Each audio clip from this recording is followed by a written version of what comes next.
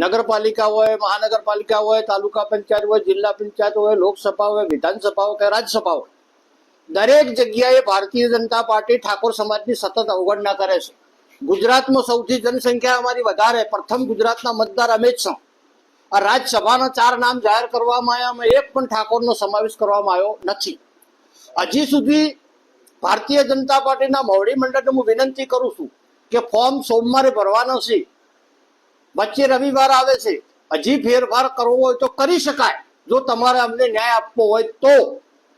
વારંવાર અમારી અવગણના કરવામાં આવે છે, સંગઠનમાં અવગણના કરવામાં આવે, સામાન્ય હોદ્દા આલવામાં આવે, કોઈ બોર્ડ નિગમમાં અમારી નિમણૂક કરવામાં ના આવે, સરકારી તંત્રની અંદર અમને ન્યાય ન મળે. દરેક જગ્યાએ અમને અન્યાય થઈ રહ્યો છે. અને જ્યાં રાજ્યસભાના 4 નામ જાહેર કરે એમાં તો ધરાહાર અમને અન્યાય થયો છે. અમારા આવડા મોટા સમાજની કોઈ નોંધ નહીં. એટલે ભારતીય જનતા પાર્ટીના મોવડી મંડળને હું કહેવા માંગુ છું કે ગુજરાતનો પ્રથમ મતદાર એટલે મારો ઠાકોર સમાજ છે.